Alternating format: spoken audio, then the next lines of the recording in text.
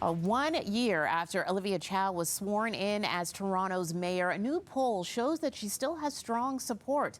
A Liaison Strategies survey shows 6 in 10 Torontonians approve of her performance in the top job. And joining us live now in studio is Mayor Olivia Chow as we look back on the year that was and what is next for the city as well. Congrats on 1 year, Mayor Chow. Good morning. Good morning. Your thoughts on that? Because a lot of people were saying that you were a champion of affordable housing and transit. That's where you polled the highest when it comes to that most recent survey. And is that what you were looking for? Is that those two areas, the two main priorities that you wanted to hit first? Oh, absolutely, because life is hard if your rent is so high or you can't afford to buy a home. We need to build a lot of housing. So we have relaxed the zoning so builders or homeowners can build. We cutting the red tape, making it faster to build. And also for the nonprofit housing, because not everyone has the money. We are building 6,000 units of affordable housing, shovel in the ground, ready. We're protecting tenants because sometimes some of the evictions may not be fair, or illegal. Right. So we have a renoviction bylaw coming up. All of those things. And traffic congestion, right? It just makes your blood pressure gets up and it takes time away from your family.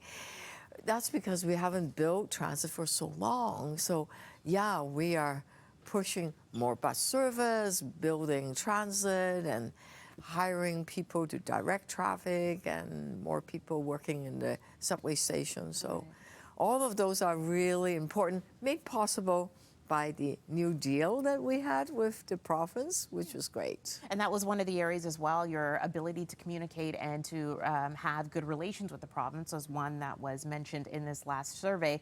But when it comes to congestion and traffic, that's one of the areas where some residents and participants say is lacking. As you said, it gets your blood pressure high when you are out there going nowhere fast here in Toronto. What are some of the steps that you're going to be making over the next little while in order to improve congestion, especially when Toronto's just about to host the World Cup? I mean, 2 years is going to go really fast. I know, you're absolutely right. And because we haven't built transit for so long, people don't have alternatives but to drive, right? Some are cycling and others, but still. So we are working to coordinate the constructions, and there'll be more coming in the fall. We are hiring traffic agents, those people you see them at the intersection that are really busy directing traffic so you can't block the box, right? It's very frustrating. We are working to speed up the rebuild of the Gardner, because the Gardner literally is falling apart, right?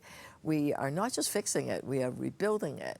We're looking to make it faster, and there's more on it in the next week or two. We've been working with the province and some engineer expert to make it faster, make the construction faster. Plus, we are testing all the AI traffic signals. We have several pilot projects happening. We can't just rush out and do it. We want to test it out to make sure it works well.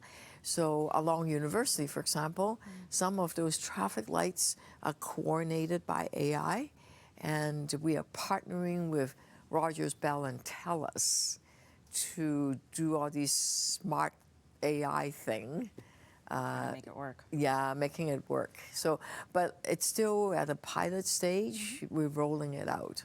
Now, so you're saying in the next week, though, when it comes to the Gardner Expressway, we will have a week and a half. development? Yes, before the end of the month, you will hear some details on how we can speed up the Gardner rebuild, because people are stuck there, right? And I get it. It's hard. Another issue that a lot of people didn't have a lot of confidence in over the last year was quelling gun violence, especially over the last few days, let's say the last week. We have seen a shooting every day, especially when it comes to youth being involved, whether victims or suspects. We've seen the number of youth arrested for gun violence double over the last year. What does the city have planned to try to get to the root cause? Because if kids at the age of 14 to 16, 17 are being roped in and involved, where do you go now in order to stop this? Yeah, I noticed, and I spoke to some of the moms that have lost kids to gun violence. It's heartbreaking. 14-year-old shooting? What? It is just terrible. I've talked to some experts, and during the pandemic, children are isolated. So they don't necessarily have the connection to their friends or learning their social skills. And there are people preying on them and recruiting them into gangs. So we are, in the last year, we are investing a lot more on youth prevention, youth violence prevention programs, more after school programs. Nowhere near enough. We are really focusing on it, bringing experts together to do the kind of prevention work. Because when young people feel that they belong, they have a purpose in life, they have hope, that they are not trapped in a cycle of poverty, then they don't get recruited into gangs as easily, right? If they feel they belong, whether it's a school band or a basketball team or something, right? So we need, in some of the neighborhoods especially, to heavily involved, and also preventing people into falling into poverty, because that is, we are seeing that when you feel there's no hope, then that's pretty deadly. We are out of time, unfortunately, but I did want to ask you one quick question about the last year in reflection. What was the toughest thing you had to go through? Toughest.